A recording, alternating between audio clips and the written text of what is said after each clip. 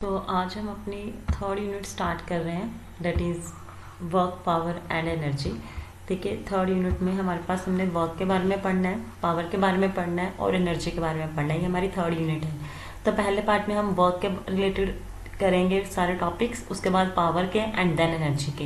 ये तीनों एक दूसरे के थोड़े सा रिलेटेड भी हैं, इनके मतलब कि वर्क के फॉर्मूलाज भी आएंगे, पावर के भी आएंगे, एनर्जी के भी आएंगे, और लास्ट में जो एनर्जी के फॉर्मूलाज होंगे वो वर्क और पावर की फॉर्म में ही होगा। ठीक है, तो फर्स्ट मैं आपको ये बता दूंगी पहले कि इसमें आपके पास जो इंपॉर्टेंट टॉपिक जो आता है 10 मार्क का या 7 मार्क का, हर बार ये क्वेश्चन आपको आना ही आना है वर्क में से, वो बता दूंगी। और साथ में आपको ये भी बता दूंगी उसे अटेम्प्ट कैसे करना है, क्योंकि अगर आपने अटेम्प्ट ठीक नहीं किया तो वो 7 में से 5 नंबर भी आपको मिल सकते हैं। अगर आपने 10 में से 10, अगर 10 का आता है या 7 का आता है, तो अगर आपने पूरे मार्क्स लेने हैं तो आपको पूरी अटेम्प्टेशन अच्छे से करनी है। ठीक है, वो मैं आपको बता दूंगी कैसे अटेम्प्ट करना है। तो पहला हमारा टॉपिक देखिए, दैट इज वर्क। पहले हम वर्क के बारे में पढ़ेंगे। वर्क क्या होता है हमारे पास जनरली अगर हम बात करें तो वर्क का मतलब ही क्या है बच्चे? वर्क का मतलब है कि अगर हम कोई काम कर रहे हैं, ठीक है, जैसे मान लीजिए कि आपको अगर कोई बोल दे कि आपने यहाँ से चेयर उठाकर अगर मान लो कि जो चेयर है वो रूम के फ्रंट में पड़ी हुई है, ठीक है, आपने वहां से उठाकर लास्ट तक लेके जाना है, तो इसका मतलब आपने क्या करना है, पहले तो आपकी फोर्स लगेगी, फोर्स अप्लाई होगी उस चेयर को उठाने के लिए, और फिर आपने क्या किया, डिस्टेंस कवर किया ना उसके साथ, एक जगह से दूसरी जगह पे उसे रखा, तो इसका मतलब आपने कुछ ना कुछ काम किया है। तो वो काम किस पे डिपेंड करता है? फोर्स एंड डिस्टेंस पे डिपेंड कर रहा है ना, या उसे हम डिस्प्लेसमेंट भी बोल देते हैं। डिस्प्लेसमेंट का मतलब होता है शॉर्टेस्ट डिस्टेंस। अगर हमने थोड़ा सा पार्ट मतलब कि थोड़ा सा मतलब के कवर किया है डिस्टेंस, उसे हम शॉर्टेस्ट डिस्टेंस को ही डिस्प्लेसमेंट बोलते हैं। ठीक है, तो अगर यहाँ पे आपके पास फोर्स इंटू शॉर्टेस्ट डिस्टेंस कह सकते हो या फोर्स इंटू डिस्प्लेसमेंट आता है, तब हम बोलेंगे कि आपके पास क्या हो रहा है, वर्क, मतलब आप कोई ना कोई काम कर रहे हो, वर्क हो रहा है। ठीक है, वही उन्होंने डेफिनेशन दी। जनरल आप वर्क की डेफिनेशन ये दे सकते हो, it may be defined as the product of force and the displacement. Simple, force और डिस्प्लेसमेंट को अगर आप मल्टीप्लाई करते हो तो वो आपके पास किसके इक्वल आएगा? वर्क के इक्वल आएगा।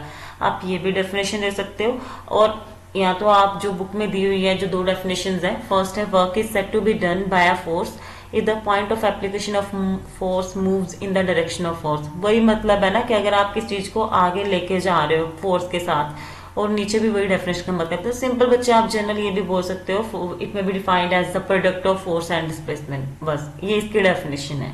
ठीक है, तो पहले अगर आपको ये 7 नंबर का क्वेश्चन आता है तो वो आता कैसे है? ऐसे आता है, define work, its what are its units, right its dimensional formula. आपको पहले वर्क की डेफिनेशन देनी है, फिर उसके यूनिट्स लिखने हैं, फिर उसका डिमेंशनल फॉर्मूला लिखना है, एंड देन इट्स टाइप्स। ये ऐसे आपको 4 क्वेश्चन आएंगे। ये 4 क्वेश्चन एक ही क्वेश्चन में आएंगे और आपको 10 या 7 नंबर का ये क्वेश्चन आएगा। ठीक है, तो आपने टर्म बाय टर्म ये सारी चीजें आपने डिफाइन करनी है। अगर आपने एक भी मिस कर दिया तो आपका ये काम नहीं होगा। ठीक है, तो मतलब आपको पूरे मार्क्स नहीं मिलेंगे अगर आपने एक भी चीज मिस कर दी उसमें से।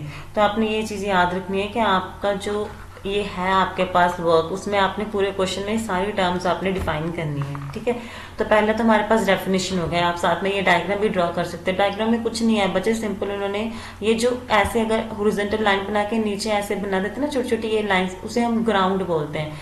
ग्राउंड में ये देखो उन्होंने क्या शो किया, यहाँ पे कोई एक ब्लॉक पड़ा था, आपने फोर्स अप्लाई की तब यहाँ पे एफ है, फोर्स अप्लाई करके हमने इस ब्लॉक को यहाँ तक लेके चले गए, तो यहाँ से लेके यहाँ तक आपके पास क्या है, कुछ ना कुछ डिस्टेंस कवर हो रहा है, मतलब डिस्प्लेसमेंट है। तो फोर्स इंटू डिस्प्लेसमेंट क्या हो गया? वर्क हो गया। आपने काम कर दिया, एक ब्लॉक को दूसरी जगह पे जाके रख दिया। ठीक है, इसे हम वर्क बोलते हैं। आपने डेफिनेशन लिखना है, it is the product of force and displacement.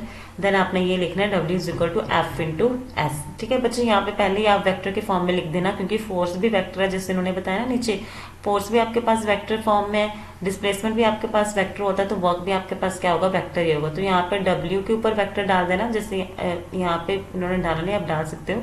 W के ऊपर वेक्टर डाल देना, F के ऊपर वेक्टर, डॉट S के ऊपर वेक्टर। जो यहाँ पे लिखा है इतना सारा आपने ऐसा कुछ नहीं लिखना, सिंपल वर्क की डेफिनेशन देनी है और ये फॉर्मूला लिखना है। ठीक है, पहला हमारा पार्ट कवर हो गया डेफिनेशन का।